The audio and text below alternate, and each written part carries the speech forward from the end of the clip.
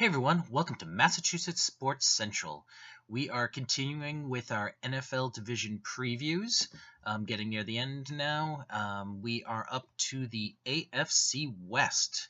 So as we've been doing in all of these videos, we go from worst to first. So we are going to start with number 4, the Los Angeles Chargers. I don't think they're a bad team. They're actually a pretty good team. In many divisions, they would have finished a bit higher, but the AFC West is definitely one of the strongest divisions in football right now.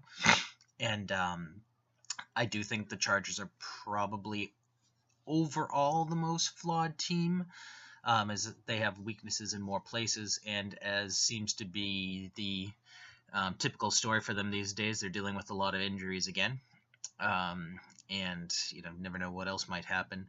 So I have them going 7-9, and that's in this division that's good enough for last place. They have a brutal stretch. So they have their bye week in week 9, so even split of the year. So the first half going into their bye, they have 4 road games at Denver, at the Giants, at Oakland, and at New England, and their 4 home games are against Miami, KC, Philly, and Denver again. So they finish their home and home with Denver in the first half. That is really tough. So the only team that didn't have a winning record last year was Philly, and most people think they're going to be better. And the only other team that missed the playoffs was Denver, who was 9-7 though. So that's a tough stretch, and really, I only have them getting 2 wins in that stretch, splitting with Denver, taking the home game, and beating Miami at home. Though even that I thought was a little bit I thought about that one for a while, and I certainly could have seen Miami being able to take that. And now with the week 1 game for Miami getting postponed, this is actually going to be their season opener. So now they have an extra week of rest and preparation for the game. So, that one just got a bit tougher as well. Now, the second half, they have a much easier schedule. They get to play a lot of much easier teams with Jacksonville, Buffalo, Cleveland, the Jets, as well as Washington, who's not in the same class as those other teams, but not as good as most of the teams that they're playing in the first half of the season. So I think 7-9, they have enough talent that they could pull out a couple extra wins, but I don't see them being as strong a contender as a lot of people are predicting. Okay, moving on. Number 3, the Denver Broncos.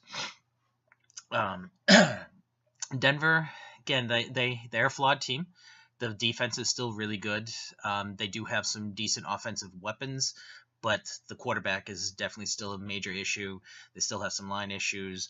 Not sure what's going to happen at running back. Obviously, if Charles can stay healthy and has a little bit of a renaissance, then they're going to look pretty good there, and that will obviously help everything else as well. But I'm not banking on that. He's obviously been injured quite a few times the last several years. So I have them 8-8, so just ahead of the Chargers. So those two could definitely flip pretty easily. I have them as a home monster, as usual. I have them. The only game I have them losing at home is against New England, who is a far superior team. They won there last year. Expect it to actually look kind of like last year's game, where it's going to be pretty low scoring.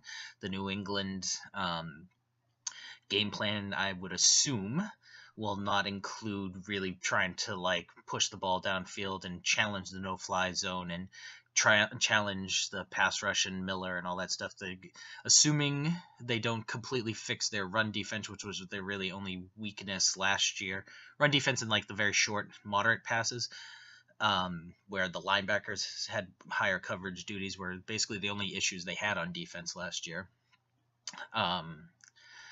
So basically, if Simeon or I guess Osweiler really emerges as a pretty good quarterback, they could definitely go a lot farther, since that is a very good defense. And if they fix the run defense, they might be. They're not going to be 2015 Denver, but they could definitely win a couple of extra games just on the fact that the defense could be back to that closer to that super duper elite level. And, there are a couple, I had them losing at Washington and at Buffalo. I think they're probably a better team, definitely than Buffalo. Washington, maybe more of a pick 'em, but um, so anyway, that's sort of the big thing there. One thing I will say is I do actually have them beating Dallas at home in week 2.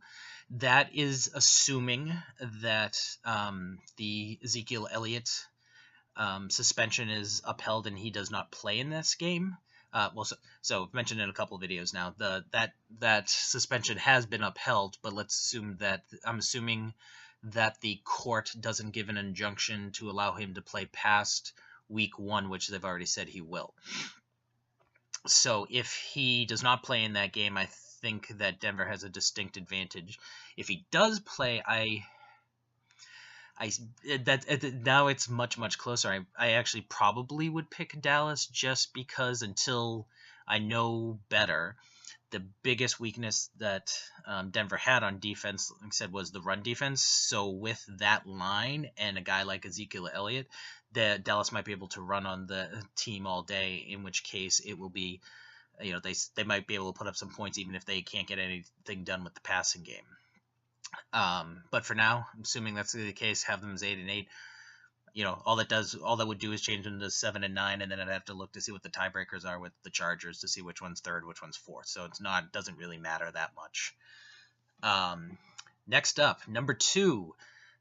Here I got KC. So they won the division last year, obviously, with a number 2 seed. I think they're going to be a very good team again this year, but they definitely have a tougher schedule. And I think I'm not as high on them now as I was when right after the season. One of the big criticisms one of the biggest concerns was the offense not being as good as the defense. Then they ended up getting rid of their, top receiver in Macklin. I understand Hill should be taking over that role, but there would have been worse things that could have happened than Hill just taking over, being the number 1 guy, and Macklin being a good number 2. And then they lost Ware on the running back side. I do know they have some other guys, so it's not as devastating as it could be. But at the same time, that is another thing knocking them down. Pat Mahomes, I wasn't high on Pat Mahomes, though he has looked pretty good in the preseason, but that's the preseason. So it's the fact that they drafted him. It could be a good long-term move, but it's a terrible short-term move because, there was a team that, they went 12-4. They were the number 2 seed. Yes, they got upset in the playoffs, but, they were definitely a top contender, and you could say that they were just a couple guys away, maybe just 1 or 2 guys away. And like I said, so they got one of their better offensive weapons. They did lose some guys on defense. Poe is the main one that people talk about. I know he's not a superstar or anything, but he's not a bad player, so they do need to make up for that. And then instead of getting a high impact player in the first round of the draft, they traded up to get their quarterback of the future. That's not a win now type of move. So I kind of think that the organization itself is sort of punting the season, being like, we're just not quite good enough to win, so we're not going to put all of our, we're not going to push all our chips in to try to do that now. We're going to try to do it in the future. So anyway, looking at the schedule, like I still haven't won 10 games, and I think that they are one of the better teams in the conference. I have them losing at New England to start the season, but then I have them winning 3 in a row for their next 5, that sort of thing. Have them, winning a lot near the end, which, when they're going to be in the playoff hunt, is going to be big for them.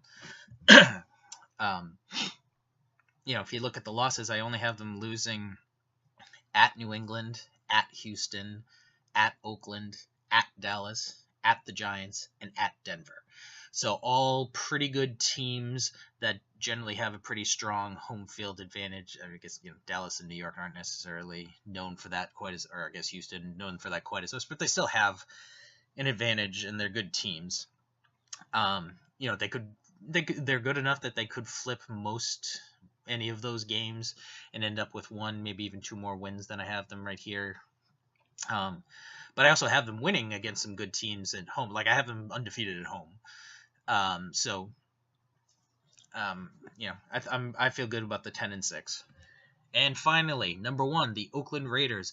I think this is a pretty good team. If you had asked me, I probably would have said they were an 11 or 12 win team, but I got them at 13-3. I have them losing at Denver, at KC, and against New England. Other than that, obviously they play some tough games. They have the other KC game. They have the Giants, but they got them at home. They have Dallas, but they have them at home. They play at Miami, but I think they're better than Miami. They're at Tennessee. That they could get caught in week 1, but I just don't think so. Frankly, they could win. I could see them winning at Denver. I don't see them necessarily winning those other games. The New England game, it's a home game technically, but it's in Mexico City, so if that was in the black hole, that might have actually been a game that I would have given them. But with the lesser home field advantage, that diminished their chances a little bit in my mind. It's at altitude, which obviously, since they have played in Mexico before and they play in Denver every year, that's not like something that's totally foreign to them. But it's not like they play in it every couple of weeks like Denver does. And also, so it would be something that New England's not quite as used to, but they actually are playing in Denver the week before. So some people are like, oh, that's really tough. They're going to have 2 weeks in a row in altitude. I'm actually looking at that as an advantage because they would have already played the game the week before. And I believe they're planning on staying out west during the time in between. And, basically practicing in the altitude as well. So I don't think that's going to actually be a big factor for them. So anyway, 13-3, winning the West, really good team. That wraps up this division, and as always, thanks for watching, and please like, comment, and share the videos, and subscribe to our channel. You can also follow us on other social media. Facebook and Twitter are both at MA Sports Central. Thanks, and we will see you soon.